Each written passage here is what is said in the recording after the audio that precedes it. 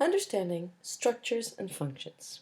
Today, I want to talk about functions, what this word means in methodology jargon, and how we can identify functions through context. I would also like to introduce the connection between function and structure and how these concepts are combined in a communicative approach lesson.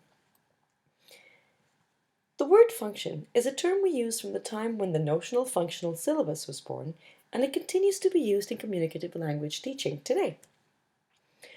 When we say something, we say it to communicate a particular thought to our listeners or readers. Everything we say conveys a meaning. Every single sentence, and sometimes even a single word, has a function. Even a word like yes, with falling intonation, expresses detachment, lack of interest, non-involvement. Or on the contrary, a word like tea, with rising intonation, may mean an offering. Now, why do we need to understand the concept of functions and exponents as English teachers? Well, when we teach grammar communicatively, we teach our students how to express what they want to say, how to combine words, to express their intentions. When we understand that language is used to communicate, and that in order to communicate we need to use a specific combination of words, we realize that this concept can even be introduced on the first day of a beginner class.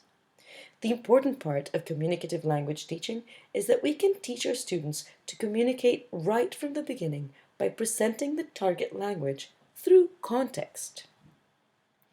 We do not need to teach English using the student's native language, as in the grammar translation method, for example. And we do not need to get the students to memorize sentences as other grammatically oriented methods do. For example, let's imagine that the following dialogue is on the first page of a textbook. Hello, my name is Suzanne. What's your name? Hi, I'm Harumi. Hi, Harumi. Nice to meet you. Nice to meet you too.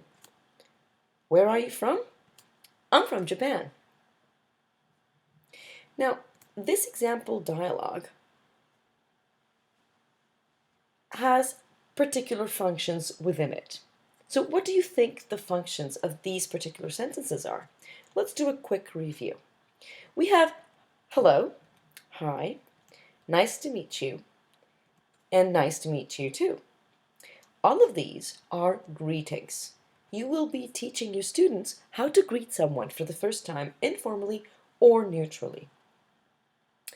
Now, there's also introducing oneself by saying one's name and asking the listener's name, as in, my name is Suzanne, what's your name, and I'm Harumi.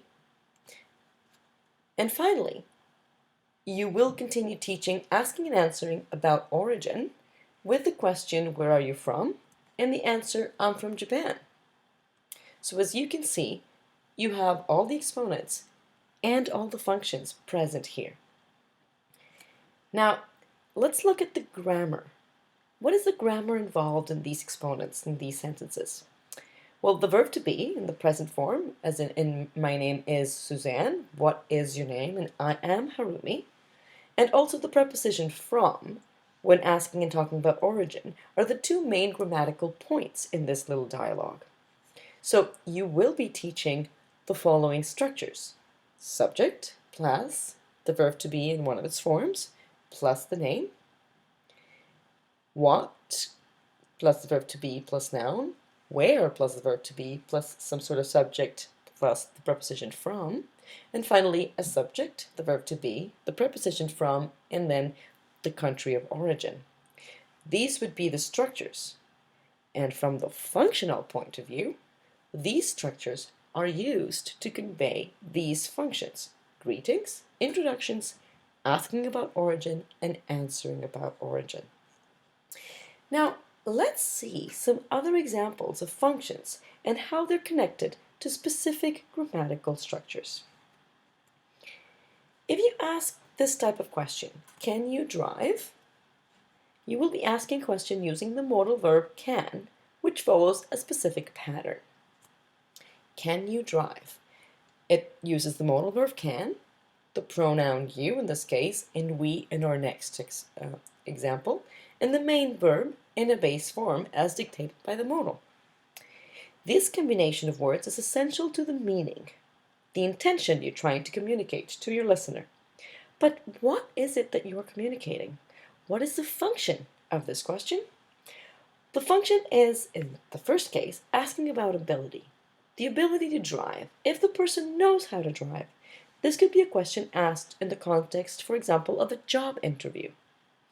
Contextualization is one of the main features of communicative language teaching. A sentence said in different contexts can change the function radically.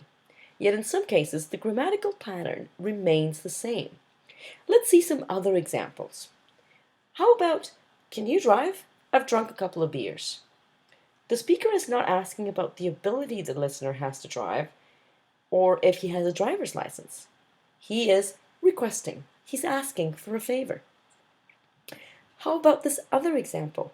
Two women are talking about the rules in a foreign country, and one asks to the other woman, who's from Saudi Arabia, can you drive? The context clearly shows that the question refers to permission, if the person is allowed to drive. Sometimes a change of pronoun or adding a word can change the function. Imagine that a group of friends are planning a trip to the forest. They have a map and they have to decide how to get to their destination. One looks at the map and asks, can we drive there?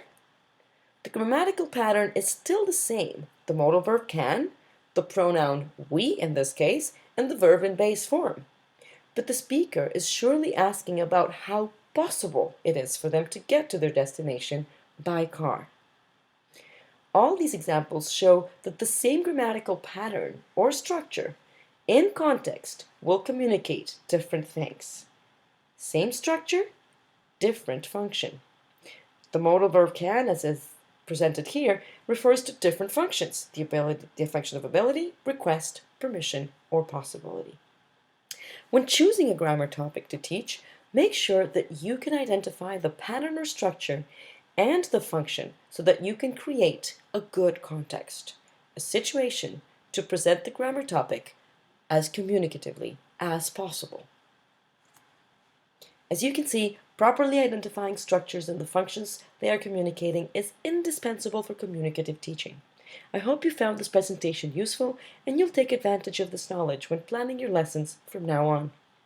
Thank you for joining us, and remember to visit on TESOL's YouTube channel for more free video tutorials.